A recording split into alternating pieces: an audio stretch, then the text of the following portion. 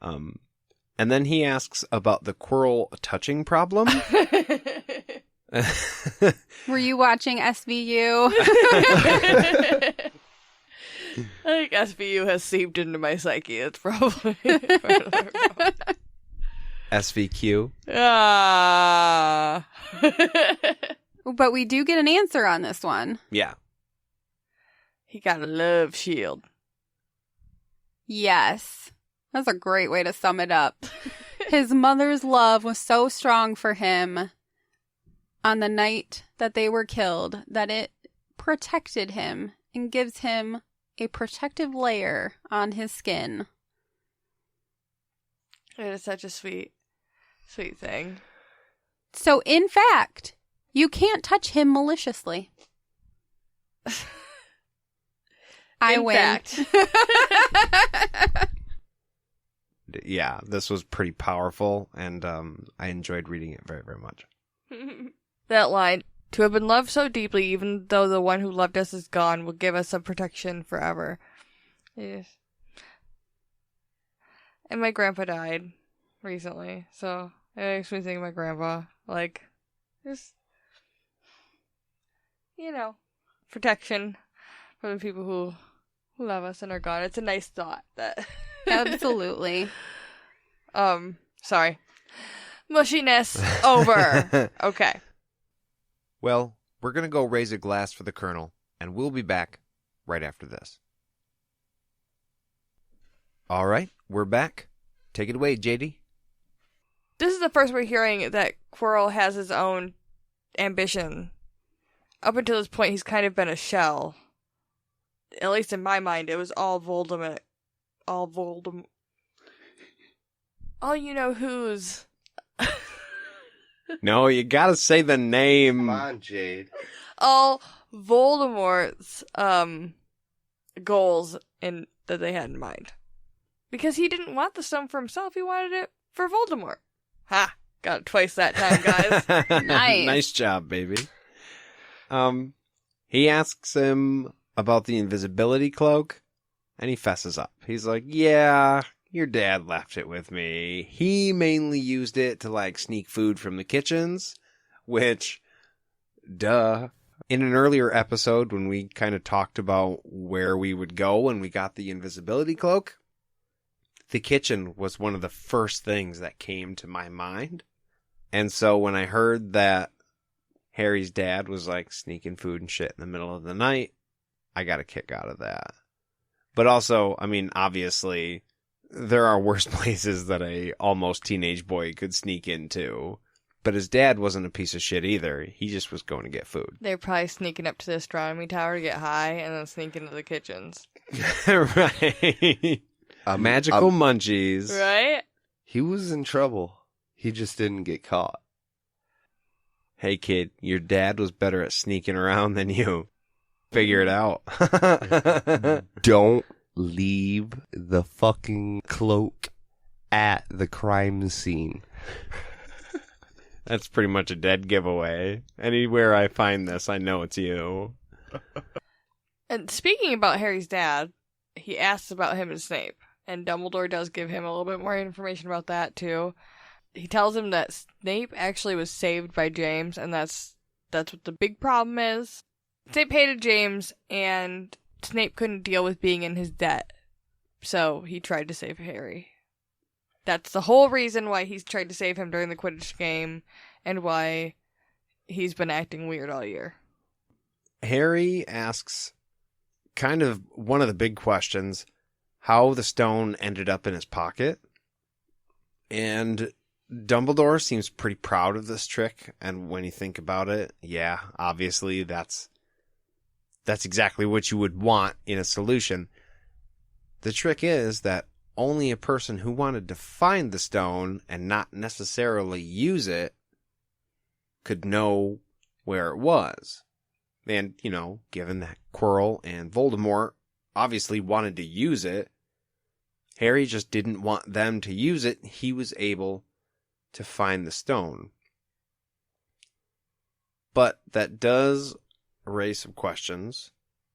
One that we can't answer is, how did he set up a spell like that?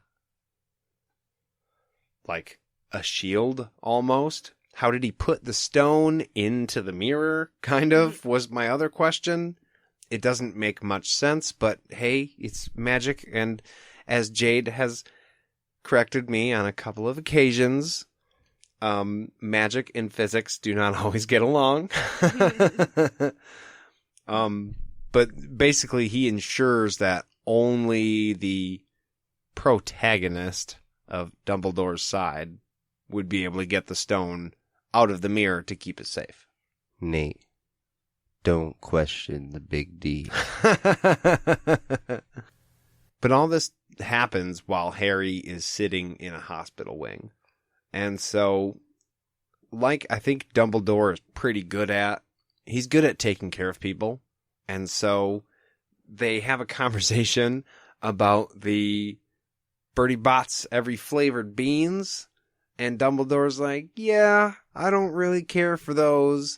I got a vomit flavored one when I was little, and it just kind of turned me off to the whole idea. And Harry's like, well, here. You know, he's willing to give it a try. And he gets earwax. Which is funny. I feel bad for him. We know he prefers lemon hard candies anyways. But how does he know what earwax tastes like? I had that question too. Right. They're not labeled at all. The only reference you would have would be your own palate. Okay, like every flavor, beer, vodka, pussy, anything? Yeah, anything you can imagine. I mean, who gets to decide what flavor is the next bean? Every flavor, like dust, cardboard. Probably Bertie Bott. Yeah, right. I got a bone to pick with that motherfucker. Vomit flavored, dude? For real? For real. Ass. Ass flavor? Ass flavor. Yeah. See, I wasn't going to say it. I don't eat ass. I had a bad bean once. No, get a peanut there and you ain't going to ever eat peanut butter again. That's so bad. Rewind. Ron and Hermione visit after Dumbledore clears out of there. And obviously they go back and forth with their stories from each other's perspectives. And Ron asks Harry if he thinks that Dumbledore meant for him to do it. Duh. That's all. Oh. I think it's pretty clear that this was set up by Dumbledore. How he had this forethought, no idea. But, I mean, come on, Ron. Duh. It's just a very strange thing to gamble on. Like, alright, 11-year-old kid, you haven't been exposed to magic at all. There's a possibility that one of my teachers is corrupt and maybe has your murderer inside him. I don't know. Attempted murder. I'm sorry. Maybe you want to try and fight him to get a stone in the basement of school? It's dangerous. You might die, but it's fine. It's fine. I'm gonna risk all the marbles on you might make it. Dumbledore has not been known for his safety precautions. True. He normally plays it pretty fast and loose. Let's not forget he hired Hagrid to stuff Harry, a baby, in his jacket and fly with him on a motorcycle through the air to drop him off. He has a confidence that is just baffling to me. He's not worried about shit. It's all under control. Or maybe he just has a good, healthy appreciation for the chaos of everyday life. Or being there all the time. Or maybe he just knows. Harry thinks Dumbledore wanted to give him a chance. You know, like to do it for himself. He figures that he knows and taught them just enough to where they'd be able to fight this fight, or at least he'd be able to fight this fight on his own. instead of stopping them from doing it. Because, and this goes to a point Jade made a couple episodes ago. It could be closure for Harry. He may need this more than anybody realizes. And, I think it's right for Dumbledore to give him that chance. Even though it's dangerous as fuck. The whole concept is just a little strange to me that Dumbledore and Snape were both like, this dude is definitely probably working for the Dark Lord. We should watch that. And he might get past all of our defenses. It'll be fine. We have an 11-year-old on his tail. We got it handled, Mr. Dumbledore, sir. We put a kid on him. It'll be fine. Yeah. It came awful close. Like, if they planned on it, it came awful close to them losing by betting on Harry. And yet, Dumbledore, in his purest form, does not seem to be worried in the least. No. We find out from Ron and Hermione that Slytherin has won the House Cup, and Harry wasn't able to play Quidditch, so they lost, which is a bummer. And that Dumbledore... Did you just say Dumbledore? Yeah. Dumbledore knew when they got to him that Harry went. As soon as they met with Dumbledore, they didn't even have to tell him what was going on before he was like, Harry went after him, didn't he? When they ran into Dumbledore, as he got back to the school, he already knew what was going on. Yeah. They didn't have to explain anything to him. Yeah. He was just like, he went down there. Yeah.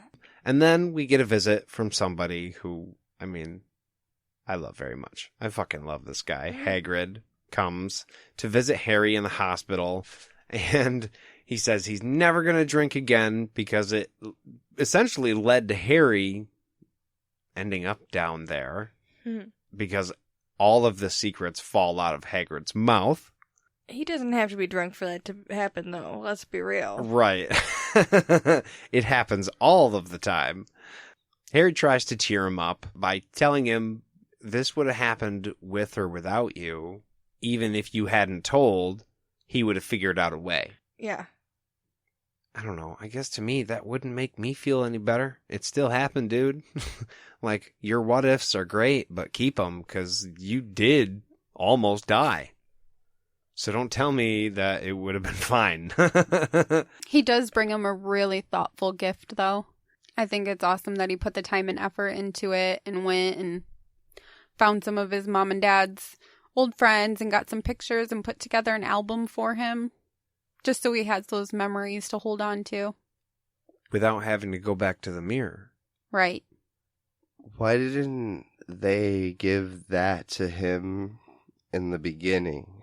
When Hagrid first met him at the Dursleys' little island thing that they went to. When Hagrid met him again, he didn't realize how little Harry had been exposed to not only the wizarding world, but his parents. I don't think he had any idea when he was going there that Harry hadn't seen a picture of his parents even in the last 11 years, which is kind of weird because we've kind of deduced that someone's been watching him. Right. He has been being surveilled. So it is a little strange that he didn't know to bring at least like, hey, this is what they looked like. It was the big D, I'm telling you.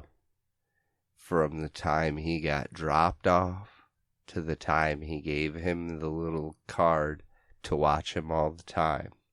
He's been watching him all the time. Well, I think there is some merit to it. We can't know for sure yet.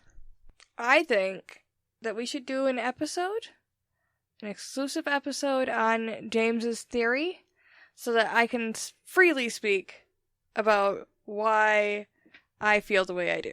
I feel like we could do like a Patreon exclusive, some extra content, if you will. Mm-hmm.